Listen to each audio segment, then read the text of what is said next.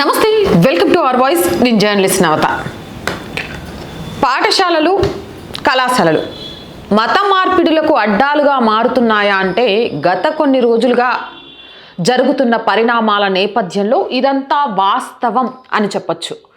ఇక్కడ మనం బాధపడాల్సింది ఏంటంటే గురుర్ బ్రహ్మ, గురుర్ విష్ణు, గురుర్ దేవో మహేశ్వర్, గురుర్ సాక్షాత్ పరబ్రహ్మ, తస్మై శ్రీ గురవే నమః. గురువును దేవులతో సమానంగా పోల్చి ఆ గురువులు మంచి విద్యాబుద్ధులు నేర్పి రేపు భావి భారత పౌరుల్ని తయారు చేస్తారని ఆశించి ఇంటికంటే కూడా పాఠశాలలోనే ఎక్కువ సమయం పిల్లల్ని ఉంచుతున్నారు ఈ రోజుల్లో పేరెంట్స్. కానీ అలాంటి పాఠశాలలు, కళాశాలలు ఈరోజు మత మార్పిడులకు అడ్డాగా మారుతున్నాయంటే కొంతమంది ఉపాధ్యాయులు అలాగే కొంతమంది ప్రిన్సిపల్ల కారణంగా అలానే మారుతున్నాయని చెప్పచ్చు.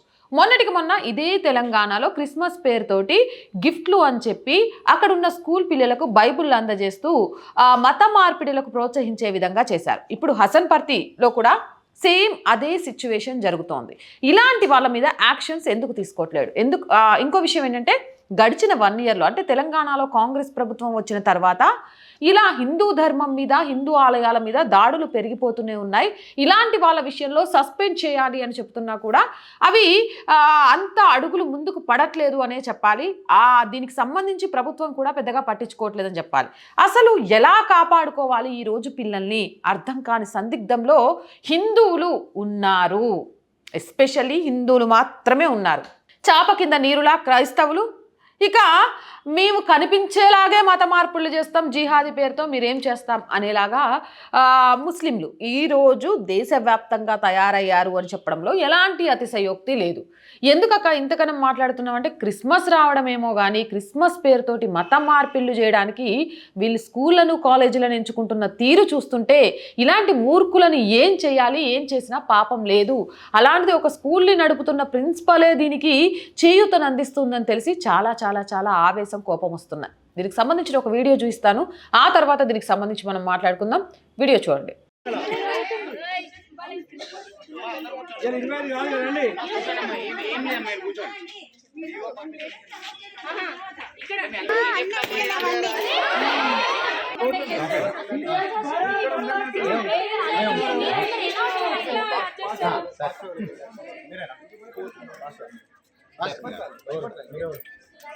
దేని భయపడుతారు? మాట్లాడు. Answer my question.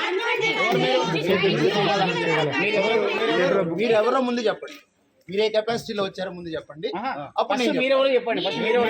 నన్ను ఇక్కడికి క్రిస్మస్ ఫంక్షన్ లో మాట్లాడమని ఆహ్వానించారు కాబట్టి నేను ఇక్కడికి వచ్చాను. నా మీరు ఆపారు.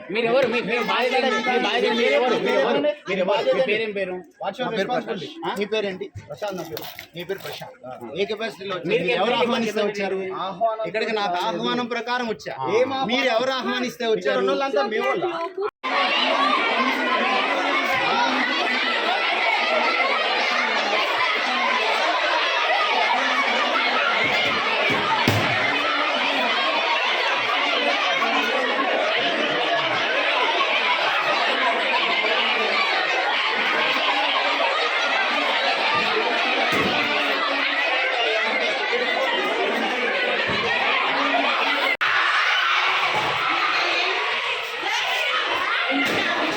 టైంలో గర్ల్స్ ఉండే హాస్టల్కి వచ్చి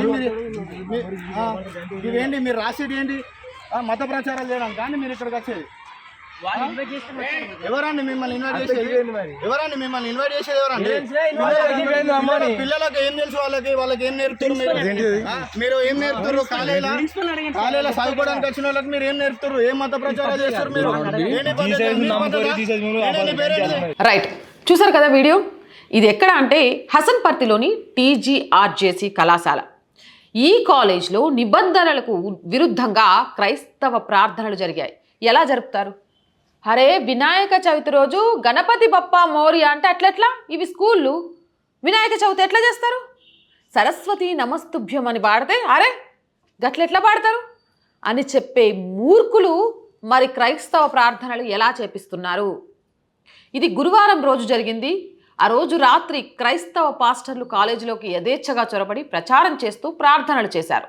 అంతేకాకుండా విద్యార్థులను బలవంతంగా మతం మారడానికి ప్రోత్సహించారు. ఇవన్నీ కూడా కళాశాల ప్రిన్సిపల్ ఇందుమతి ఆధ్వర్యంలో ఉద్దేశపూర్వకంగానే జరిగాయి. మరోవైపు కళాశాల ప్రధాన ద్వారానికి క్రైస్తవ చిహ్నాలు ఏర్పాటు చేయడం, విద్యార్థులకు బైబిల్ పంపకం కూడా జరిగినట్లు తెలుస్తోంది. ఈ విషయంపై విశ్వ హిందూ పరిషత్ తీవ్ర ఆగ్రహం వ్యక్తం చేసింది. వెంటనే వరంగల్ సిటీ పోలీస్ కమిషన్కి ప్రిన్సిపాల్పై ఫిర్యాదు చేసింది.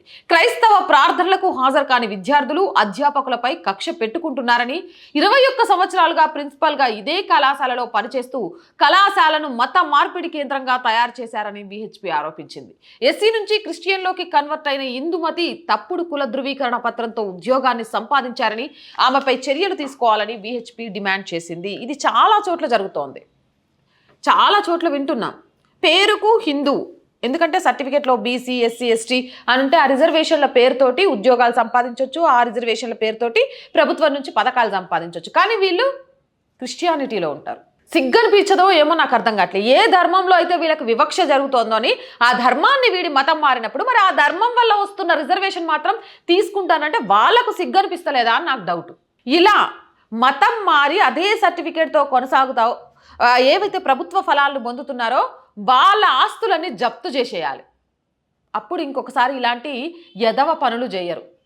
మేడి పండులాగా పైకి కనిపిస్తూ లోపల మొత్తం పురుగులు పెట్టుకొని విద్యార్థుల భవిష్యత్తు. ఇక్కడ నాకు ఇంకా అర్థం కాని విషయం ఏంటంటే 20 సంవత్సరాలుగా ఒకే కాలేజ్లో ప్రిన్సిపల్గా ఎలా కొనసాగుతున్నారు అనేది. ఒక ఆడామయుండి ఈరోజు మత మార్పిళ్లను విద్యార్థులను ప్రేరేపిస్తోంది అంటే ఏ తల్లిదండ్రులు ధైర్యంగా పిల్లల్ని కళాశాలకు పంపిస్తారు? ఈవిడ మీద యాక్షన్, ఈవిడను ఓన్లీ సస్పెండ్ చేస్తూ సరిపోదు.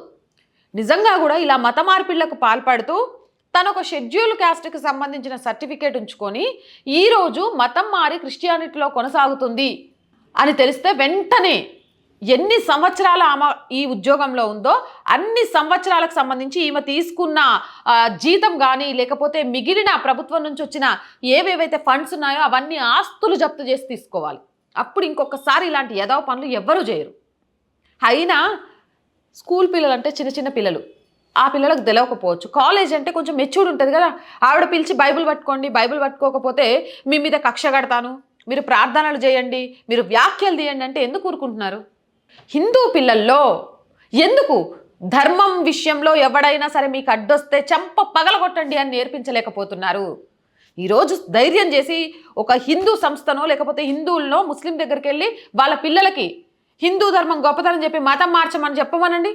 చెప్పరు. ఎందుకంటే ఆ పిల్ల లాగి కొట్టి ఏం రాబాయ్ మా దేవుడికి మించి ఎవ్వరు లేరు, మీ విగ్రహారాధనే తప్పు అని మనకు అక్కడికి వెళ్ళిన వాళ్ళను ఏమంటారు తుక్కు చేస్తారు. కాబట్టి అదే ఒక క్రిస్టియన్ పిల్లలకు చెప్పమనండి, కాదు.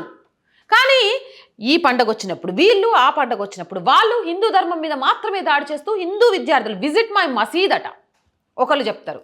ఏముంటుందో మరి ఆ మసీదులో? విజిట్ ఏ టెంపుల్ అని పెట్టి తీసుకోమండి, కాదు. ఈరోజు కళాశాలలు, స్కూల్స్ కూడా మత మార్పిళ్లకు అడ్డాగా మారిపోతున్నాయంటే ఏ ధైర్యంతో పిల్లల్ని స్కూల్కి పంపించాలి, కాలేజీలకు పంపించాలి?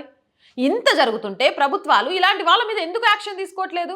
ఈరోజు కాంగ్రెస్ ప్రభుత్వం తెలంగాణలో కులగణన అంటుంది. సార్ మీరు చేయాల్సింది కులగణన కాదు, ఇలా కులం పేరుతో ఉద్యోగం, మతం పేరుతో మతం మార్పిడి చేస్తున్న ఇలాంటి మూక మీద యాక్షన్లు, లేకపోతే అది చాలా దారుణంగా మారిపోతుంది.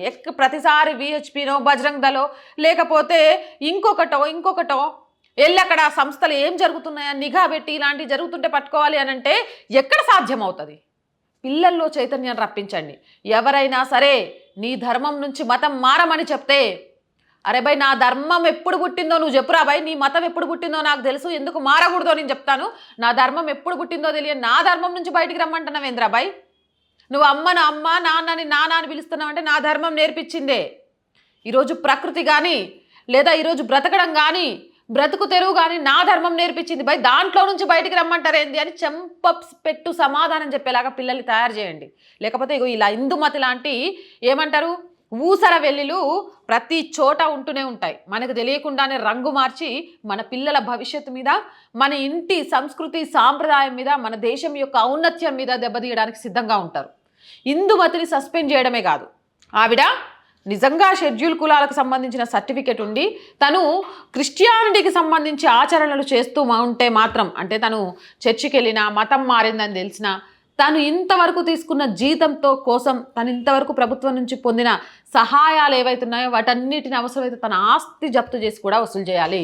ఇంకొకరు ఇలాంటి చర్యలకు పాల్పడకుండా ఉండాలి అని అంటే అవునంటారా కాదంటారా?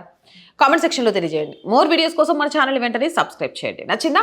లైక్ చేయండి, షేర్ చేయండి, సపోర్ట్ చేయండి. చాలామంది వీడియోస్ చూస్తున్నారు, సబ్స్క్రైబ్ చేయడం మర్చిపోతున్నారు. ఒక్క సబ్స్క్రిప్షన్ అండి ఈ ఛానల్కి చాలా చాలా చాలా బలాన్ని ఇస్తుంది. అలాగే వీలైనంత మందికి ఈ వీడియో షేర్ చేయండి. చాలామంది తెలుసుకోవాల్సిన అవసరం ఉంది కాబట్టి కంటెంట్ బాగుంది అనిపిస్తే ఒక్క లైక్ చేయండి. అండ్ మధ్యతరగతి అమ్మాయిగా ఈ ఛానల్ని నడపడానికి ఒక లక్ష్యంతో అడుగు ముందుకేశాను. కానీ నా లక్ష్యం నాకు చాలా గురిపెట్టి కనబడుతోంది. కానీ లక్ష్యాన్ని ఛేదించాలంటే ఆర్థిక స్తోమత కూడా చాలా అవసరం అనేది రోజులు గడుస్తున్న కొద్దీ అర్థమవుతుంది. ఆర్థికంగా ఈ ఛానల్ని నిలబెట్టడానికి శతవిధాలా ప్రయత్నం చేస్తున్నాం. బట్ మా ఒక్కరి వల్ల కావట్లేదు.